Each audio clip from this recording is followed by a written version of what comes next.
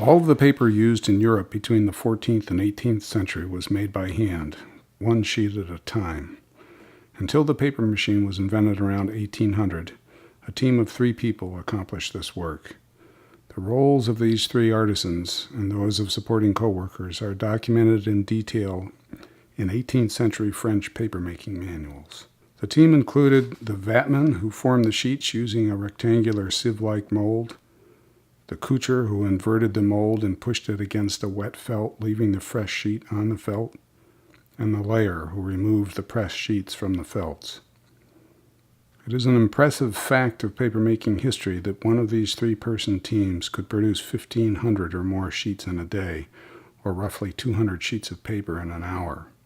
A film documenting the work routine as it was still practiced at Hale Mill in England in 1976 is available on YouTube.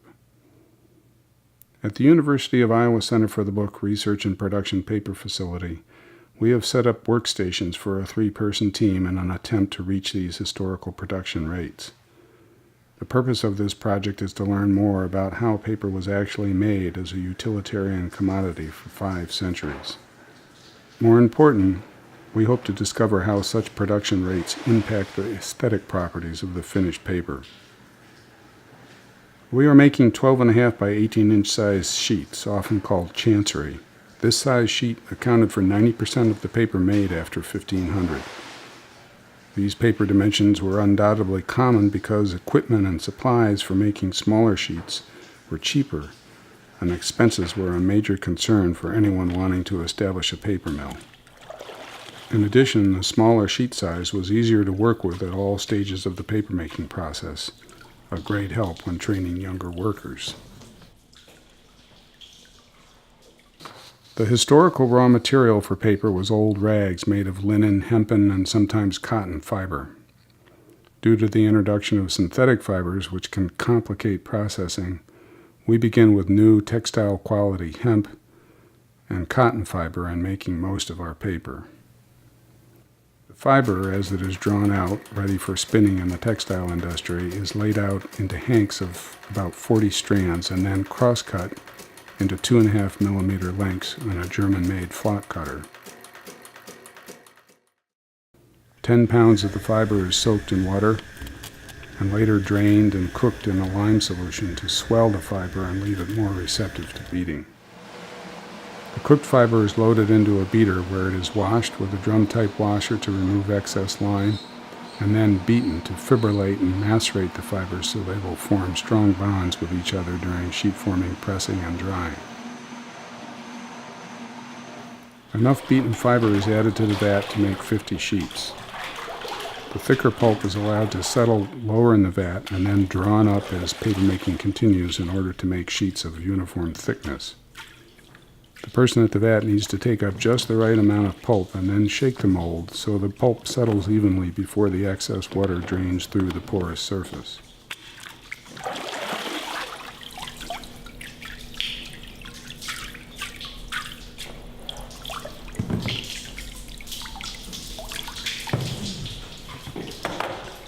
From the vat, the mold goes to the coucher, who transfers the freshly formed sheet to a damp felt in one continuous motion, returning the empty mold to the vat.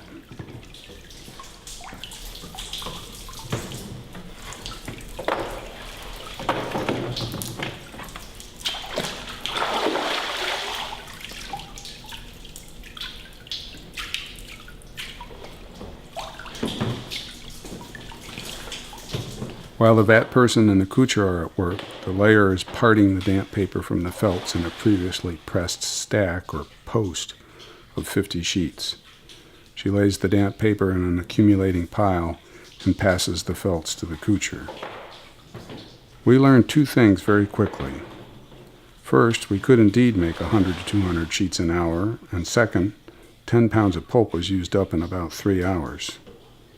As of 2013, we have not actually made 1,500 or more sheets in a day, but we are now confident it is possible given enough pulp on hand. When 50 sheets are accumulated, the post goes into the press.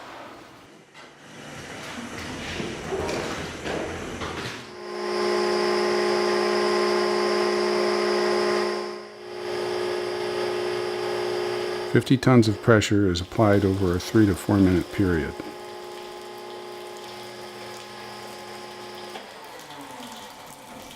During this work, the vat is recharged so that when the layer goes back to work at the end of pressing, the other two workers are ready to join in making a new post of 50 sheets.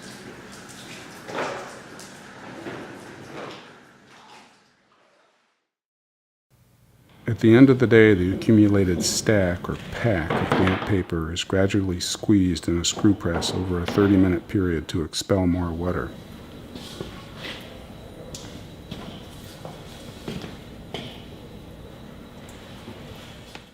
The pressed pack is then parted and separated into loose groupings or spurs of 4 sheets.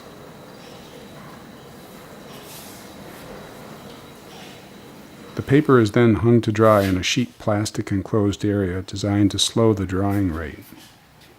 Traditionally, this work would have been accomplished in a loft in the upper floors of the paper mill, and the humidity in the loft was controlled with sliding shutters which let in more or less air from outside. When the paper is initially hung to dry, it is flat and even, but a day or two later, after drying, all of the paper is wavy and cockled. This is avoided in much contemporary hand paper making by drying each sheet between blotters or other absorbent media under restraint. But one 10-pound beater load gives us about 350 sheets, which is too much to dry using this method. We imagined the historical work routine and wondered if perhaps the humidity given off by the damp paper coming up to the loft from today's paper making was used to humidify and soften the paper in the loft from yesterday's paper making.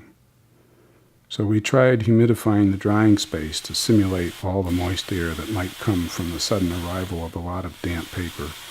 And indeed, we found that after 4 to 5 hours in a very damp space, the paper will soften enough to be stacked, exchanged, and then taken to the screw press for flattening.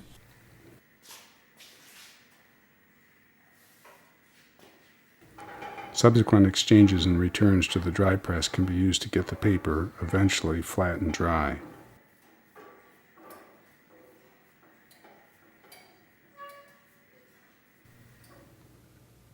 If the finished paper will be used in calligraphy or with other aqueous media, we size it in a warm gelatin solution.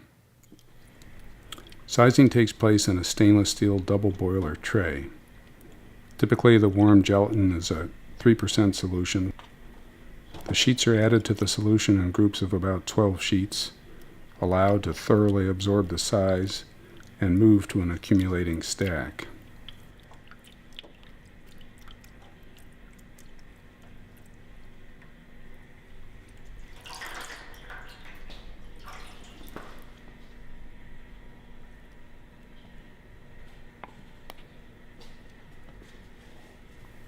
A felt is used to work out any air between the sheets. When all the sheets are sized, they are pressed in the screw press to expel excess gelatin solution. The warm sheets are then parted, stacked loosely, and hung to dry. Humidification and flattening follows later. Burnishing is an optional final step following gelatin sizing and is usually done with a polished agate stone like this one from India. Burnishing leaves the sheets with a much smoother feel and a shinier surface. The final step in the process is grading the sheets for thickness and quality.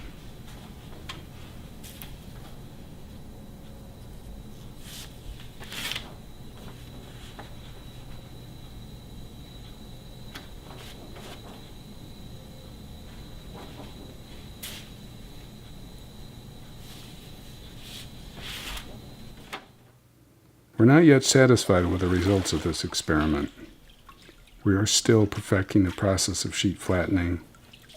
The surface of the paper doesn't always have the active, grainy surface we see in the historical sheets, and the sheet formation and overall quality is not as good as it should be. Nevertheless, the effort has already been revealing. Our respect for earlier artisans and the high production skilled work they accomplished has only deepened. Students in our papermaking classes can read about historical processes or watch a video, but actually working at each of the 3 vat workstations brings a new level of appreciation for the craftspeople who made 1,500 or more sheets a day, probably 6 days a week for most of their lives. And aesthetically, we are gradually getting closer to something that looks like a quickly but professionally made utilitarian commodity.